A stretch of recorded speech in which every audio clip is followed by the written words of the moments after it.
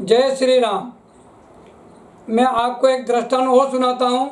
उस दृष्टांत के अंदर नेकी है, परोपकार है और अपने मनुष्य जीवन के अंदर कुछ लाभ मिलने का, कि जो दृष्टांत ऐसा होना जो अपने जीवन में बदलाव लावे और नेकी की राह पर ले चले। एक गांव के अंदर एक फकीर गया कि चलो इस गांव में चलते हैं, कुछ न कुछ मिलेगा। तो मांगते मांगते आगे गए। जाते जाते एक सेठ मिला। उस सेठ बाहर बैठा हुआ था। ये फकीर ने देखा उस सेठ को कि उसको धीरे धीरे कोढ़ की बीमारी हो रही, कोढ़ की बीमारी, हल्की हल्की सी उसके दाग हो रहे सेठ के। तो फकीर ने कहा, सेठ जी भगवान के नाम पे कुछ मिलेगा? उनने कहा मिलेगा। छोरा, अना बाबा साहब हैं, फकीर बाबा हैं, एक काम कर 10 रुपये दे दो, ताकि ये बहुत दूर से मांग निकला। जो लड़का क्या बोला, 2 रुपये दो। उनने कहा ये 2 रुपये लो। तो सेठ ने उसको बेटे को कहा कि बेटा, मैंने तेरे लिए इतना किया, आज तू मेरे खातिर 10 रुपये नहीं दे सकता है। बहुत दुख हुआ सेठ को। ने बेटे ने कहा, घर दुकान के बाहर बैठे रहो, अंदर नहीं बैठना। फकीर बाबा को बड़ा दुख हुआ। फकीर बाबा ने कहा, सेठ जी अच्छा आप ये बताओ कि ये जो आपकी बीमारी है, कितने साल हो गए इस कोढ़ की बीमारी को, दाग को? उनने कहा कि मेरे को कम से कम 7-8 साल हो गए। आपने कितना पैसा खर्च किया इसमें? मैंने 10 लाख 15 लाख रुपए खर्च कर दिए, फिर भी ठीक नहीं हुआ। फिर मेरे छोरे ने कहा, अब मैं इलाज नहीं करूँगा। अब मेरा लड़का मेरे को खाली 50 रुपये रोज़ देता है कि 50 रुपये में तुम्हारी मर्जी पड़े, कुछ भी करो।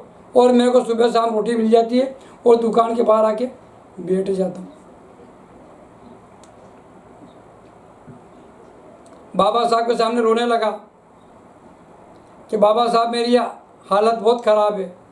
बाबा साहब ने कहा, फकीर तो फकीर होते हैं, वो तो मालिक के रूप होते हैं।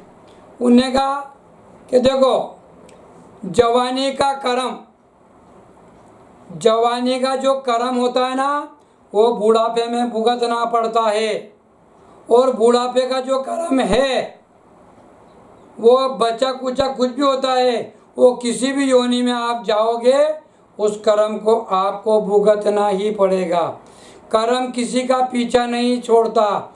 इस बात को सेठ जी आप ध्यान रखना, क्योंकि आपके घट में जवानी में ही दया नहीं थी।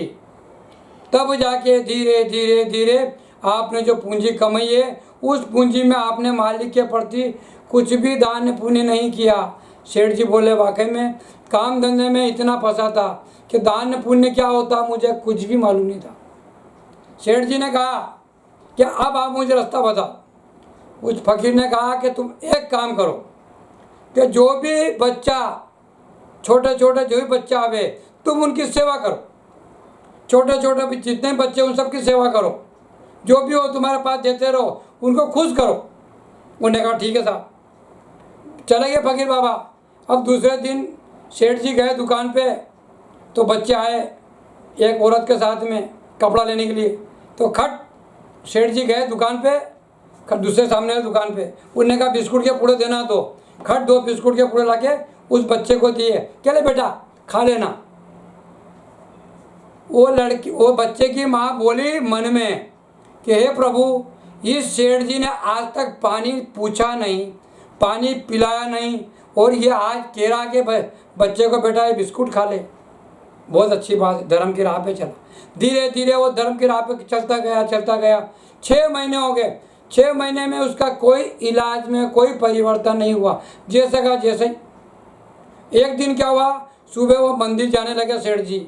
तो एक होटल थी जहाँ नुक्ती के लड्डू बन रहे थे। तो एक गरीब दीन दुखी मजदूर औरत थी। वो मजदूर औरत के साथ में 6-7 साल का बच्चा था, छोटा। वो निकला, उसने देखा कि भाई मुझे लड्डू खाऊं, भाई मुझे लड्डू खाऊं। वो रोने लगा।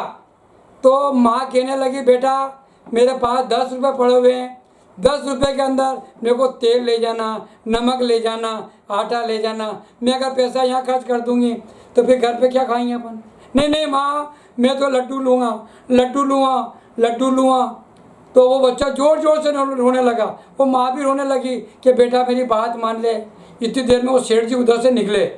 सेठ जी ने आवाज़ सुनी कि बच्चा कौन रो रहा। देखा कि बच्चा रो रहा। उन्होंने पूछा माई ये बच्चा क्यों रो रहा है, बताओ क्यों रो रहा। कि सेठ जी ये मेरा बच्चा कह रहा कि नुक्ती का लड्डू दिलाओ, मेरे को नुक्ती का लड्डू दिलाओ। मेरे पास 10 रुपये पड़े हुए हैं। अब 10 रुपये मुझे आटा तेल नमक सब ले जाना, रोज़ मजदूरी करती, अगर मैं लड्डू ले लूँगा तो घर पे क्या ले जाऊँगी। सेठ जी ने क्या कहा दुकानदार को, एक काम करो कितने लड्डू है ये, तोलो इन सब लड्डू को तोलो, इनको सब लड्डू तुलवाए। एक कटोरी में 2-4 लड्डू इनको भी दो बच्चे को दिए। वो बच्चा खाने लगा। उस बच्चे का मन तृप्त हो गया, मन प्रसन्न हो गया। उसकी माँ भी खुश हो गई ने उसने वो लड्डू 2-2.5 किलो लड्डू उन्हें बता दिया कि जाओ तुम मेरी बेटी हो, धर्म की सेवा करेंगे, जाओ। वो लेके भागे। उसके माँ ने क्या दिल से दुआ दी, आंखों में आंसू आए। उसने कहा कि हे भगवान मेरी इन बच्चों पे बहुत दया करी, आज तुम भी इन पर दया करना, तुम इन पर दया करना, मैं आपसे यही प्रार्थना करती हूँ। वो रोती गई और बच्चा जो रो रहा था अंदर से वो कह रहा हे प्रभु आज सेठ जी ने मेरे को बहुत खुश किया, तुम भी इनको खुश कर देना। बच्चे अंदर की आत्मा निकली। जैसे वो सब चले गए, रात को सेठ जी ने भोजन किया। भोजन करने के बाद अपने कमरे में सोए। सुबह पहले देखा चारा ने धीरे धीरे उसका कुछ फर्क पड़ा। सेठ जी ने सुबह देखा कि मेरे ये बीमारी का फर्क कैसे पड़ा। धीरे धीरे 15 दिन 20 दिन में धीरे धीरे बीमारी वो सब खत्म होती गई। सेठ जी वापस वैसे के वैसे आ गए। उन्होंने अपना नेक काम परमार्थ बराबर चालू रखा। दोस्तों भाइयों और बहनों, परमार्थ ही परमात्मा का रूप है, बाकी कोई किसी का रूप नहीं। जय श्री राम।